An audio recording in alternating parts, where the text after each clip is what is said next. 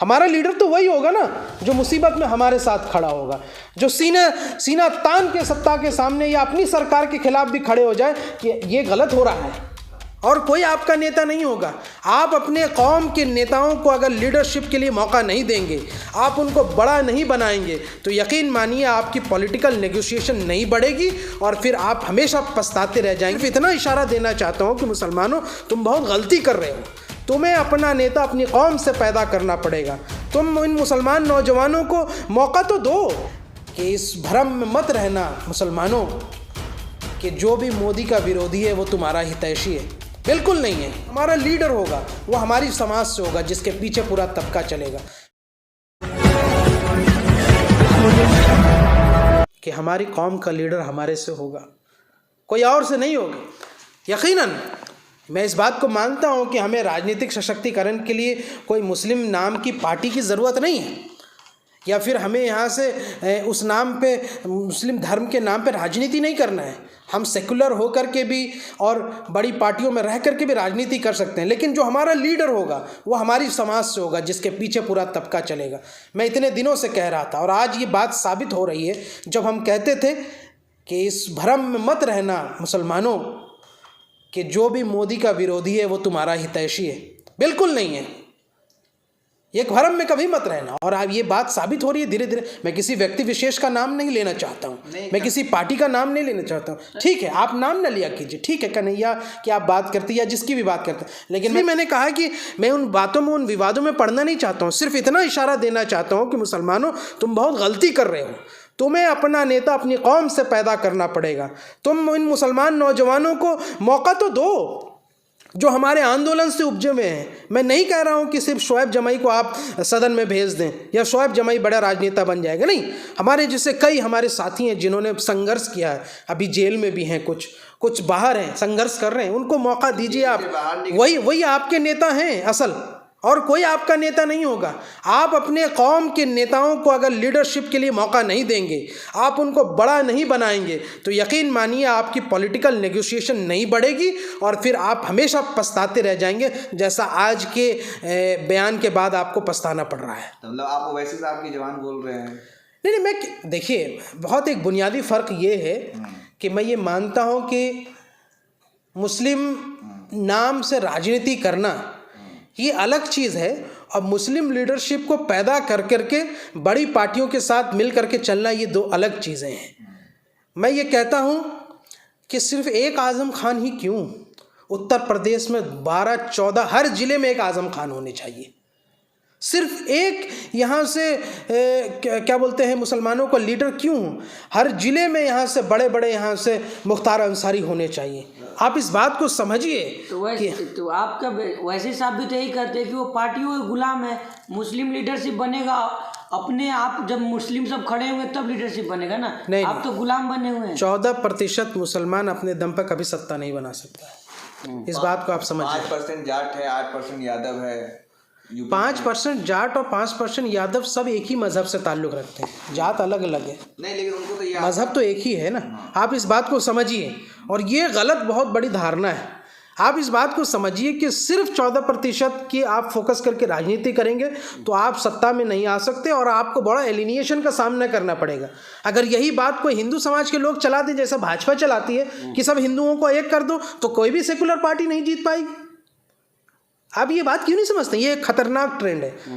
मैं जिस बात को कहना चाह रहा हूँ, जिस बात को प्रोपेगेट करना चाहता हूँ, हम ये कहते हैं कि ठीक है, जो बड़ी पार्टियां हैं जिनकी सत्ता राज्यों में रही है, जो नेशनल लेवल पर सेकुलर पार्टियां हैं, भाजपा से हट के, आरएसएस का आइडियोलॉजी से हट के, उनके साथ जुड़ा हुआ मुसलमान अपने बड़े बड़े लीडरशिप के पीछे रहे।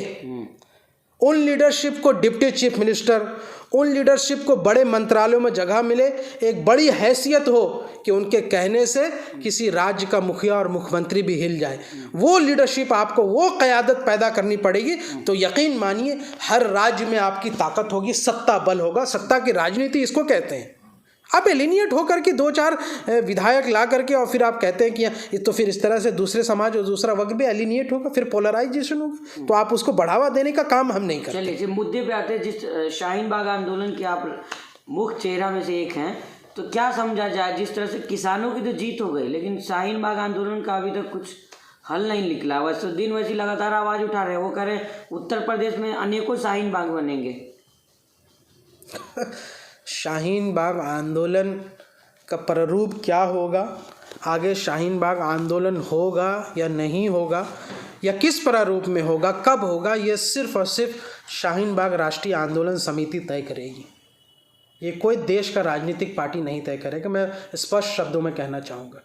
और आप सीए की बात कर रहे हैं, जितना संघर्ष सीए एनआरसी में इन आम लोगों ने किया, जिनका अभी नाम भी नहीं लोग जानते हैं, छोटे छोटे शहरों में, छोटे छोटे गाँवों में जो लोगों ने किया, वो सब राजनीतिक पार्टी के नहीं थे, वो तमाम राजनीतिक पार्टी के लोग थे, लेकिन सिर्फ एक बात पर खड़े हुए थे, वो शाहीन बाग राष्ट्रीय आंदोलन समिति के साथ खड़े थे। और आप सीए की बात करते हैं, सिर्फ मुसलमानों का मामला। बात तो वैसे साहब ने किया ना संसद में बिल फाड़ करके।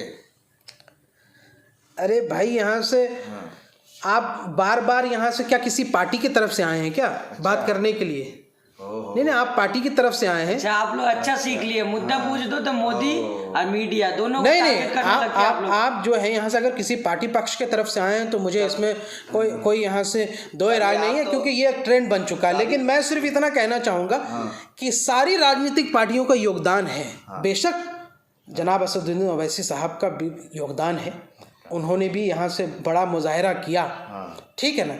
लेकिन शाहीन बाग आंदोलन, सीएनआरसी प्रोटेस्ट, साथियों, ये तो आम लोगों ने किया है, महिलाओं ने किया है, हम जैसे नॉर्मल वॉलंटियर्स ने किया है। वो भी कह रहे हैं कि हमारी महिलाओं को सलाम है, युवाओं को, नौजवानों को सलाम है। ये क्रेडिट कोई एक पार्टी नहीं ले सकती। ये क्रेडिट कोई एक पार्टी नहीं ले सकती। बात कहाँ कर रहे हैं? अगर आप सीए की बात करें तो हमसे ज्यादा तो विरोध तो नॉर्थ ईस्ट के लोगों ने किया ना, ठीक है। हाँ, कांग्रेस ने भी किया उनका लेकिन वही है शोएब साहब की 4 साल 11 महीने तो लोग अल्लाह से डरते हैं, और जब आखिरी का चुनाव का 1 महीना होता है तो लोग बीजेपी से डरने लगते हैं। और मुसलमानों को ये कहा जाता है कि अरे बीजेपी हराओ, बीजेपी हराने के का जो है एजेंडा दे दिया जाता है। 1984 में जब बीजेपी की 2 सीटें थी, तब से मुसलमान बीजेपी को हरा रहा है, आज 303 सीटें हो गई है। मतलब क्या मुसलमानों को कुछ सोचना चाहिए, कुछ देखना चाहिए अपने अंदर झाँक करके कि वो क्या करे। किसी को हराना हमारी जिम्मेदारी नहीं है, हमें खुद को जिताना पड़ेगा, हमें खुद को आगे बढ़ना पड़ेगा, तो मुसलमान हमारी लीडरशिप को बढ़िया बढ़ाना पड़ेगा, और हमें इन्हीं सेकुलरिज्म और गांधीवाद और नेहरूवाद के रास्ते पे चल के, डॉक्टर अंबेडकर के आइडियोलॉजी पे, पॉलिटिकल आइडियोलॉजी पे चल करके हम लोगों को यहाँ से सत्ता तक पहुँचना पड़ेगा। यही एक वाहिद रास्ता है। और आप इस बात को समझिए कि हम ये कहते हैं कि यकीनन मुसलमान जो है सिर्फ़ और सिर्फ खुदा से डरता है, किसी पार्टी और पक्ष से नहीं डरता है। लेकिन आरएसएस जैसी जहर, आरएसएस जैसी नफ़रत की खेती करने वालों लोगों को हराने की जिम्मेदारी सिर्फ हमारी नहीं है, बल्कि तमाम उन अमन पसंद सेकुलर लोगों की है जो देश की फ़िक्र करते हैं, जो देशभक्त हैं और जो इस देश के अमन चैन और शांति चाहते हैं।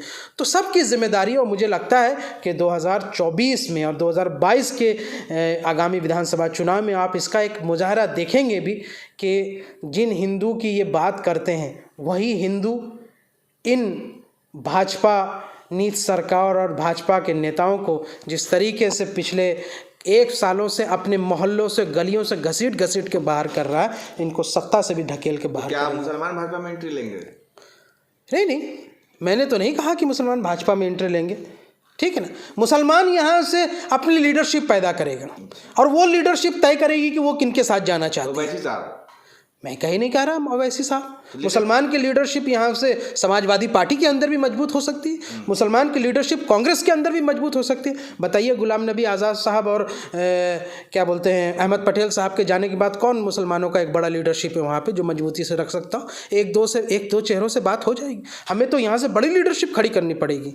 तो ये इस बात की मैं वकालत करता हूँ। मुझे लगता है कि कांग्रेस की बड़ी लीडरशिप भी इस बात को मानती हूँ कि हर समाज से इक्वल रिप्रेजेंटेशन होना चाहिए, और जब हम पैन इंडिया पार्टी होते हैं, एक राष्ट्रीय पार्टी होते हैं, तो रिप्रेजेंटेशन हमें इक्वल अपॉर्चुनिटी का मिलना चाहिए। और इसके लिए मुझे लगता है कि किसी भी समाज की लीडरशिप की अनदेखी नहीं करनी चाहिए, वरना लोगों के पास ऑप्शन बहुत हैं। तो भाजपा भी तो सबके साथ सबका विकास कर रही है ना।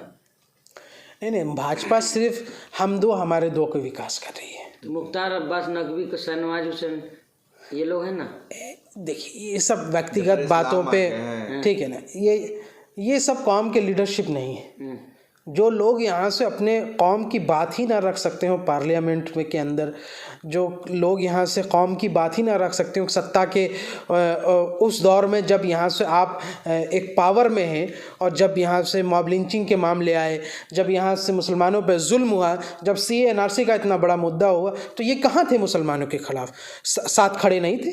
तो जब आप हमारे साथ खड़े नहीं थे तो आप हमारे लीडर कैसे हो सकते हैं? हमारा लीडर तो वही होगा ना जो मुसीबत में हमारे साथ खड़ा होगा, जो सीना तान के सत्ता के सामने या अपनी सरकार के खिलाफ भी खड़े हो जाए कि ये गलत हो रहा है, प्रधानमंत्री को वो कहे, तभी तो वो हमारे लीडर हो सकते हैं।